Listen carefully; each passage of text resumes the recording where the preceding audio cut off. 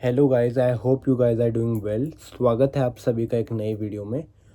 और काफ़ी दिनों से वीडियो नहीं बन रही थी क्योंकि मैं अपने असाइनमेंट्स में बिज़ी था और लगातार 3-4 असाइनमेंट्स थे और थोड़े हार्ड थे, तो मुझे उनमें अपना काफ़ी टाइम देना पड़ रहा था।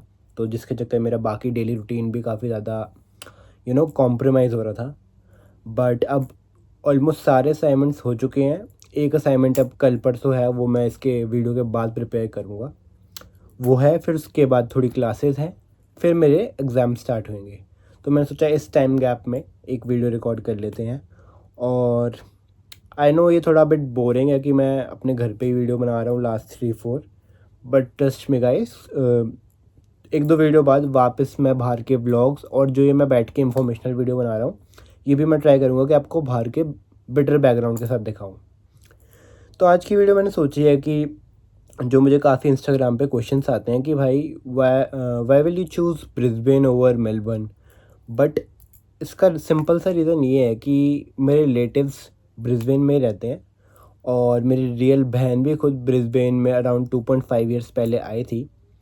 वो अपने मास्टर्स करने आई थी, तो ऑब्वियसली मुझे उनके साथ रहना था, तो मैं भी यहीं पे ही मूव आउट हुआ।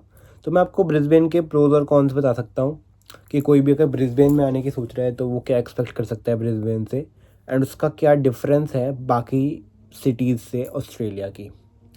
एज़ यू गाइस नो कि मेलबर्न सिडनी में ज़्यादा पॉपुलेशन जाती है हमारे यहाँ इंडिया से, और तो वहाँ पे ऑब्वियसली काफ़ी सारे इंडियंस हैं।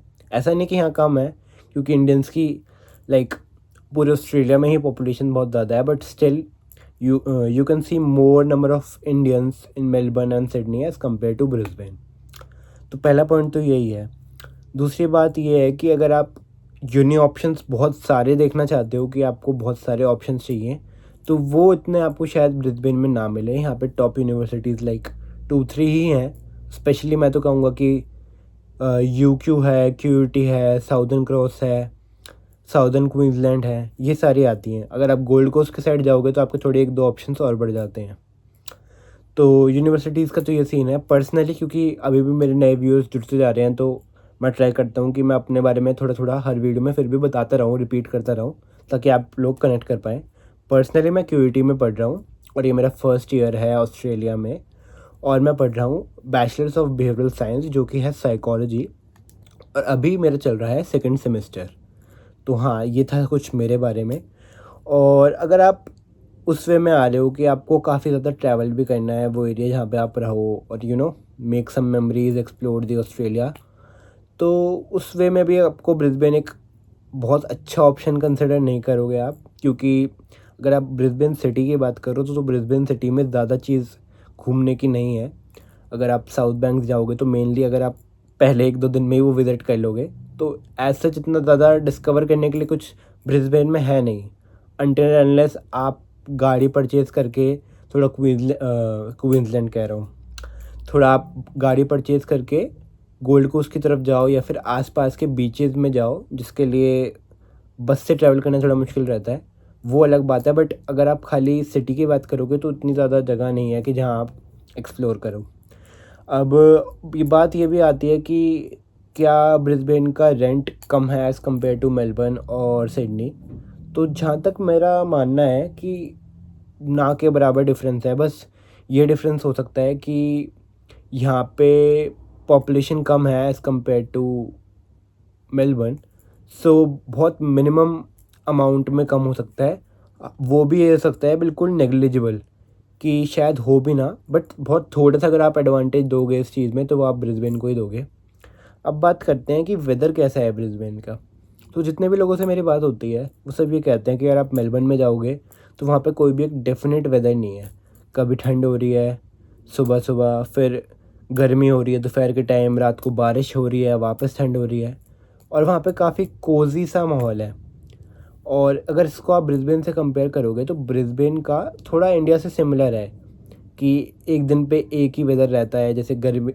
और यहाँ पे अगर आप इन जनरल इंडिया से कंपेयर करोगे तो ऐसा होता है, जब इंडिया में ठंड चल रही होती है तो यहाँ गर्मी चल रही होती है। तो अभी हमारे यहाँ समर का टाइम आ रहा है धीरे धीरे, देखो आप जैसे मेरे को देख रहे हो, मैं शॉर्ट्स वगैरह में ही बैठा हूँ। जैसे जैसे इंडिया में ठंड बढ़ती रहती है यहाँ गर्मी बढ़ती रहती है, अपोजिट चलता है। और पूरे ऑस्ट्रेलिया में सबसे लोग सब लोग यही कहते हैं कि बेस्ट वेदर तो ब्रिस्बेन का ही है।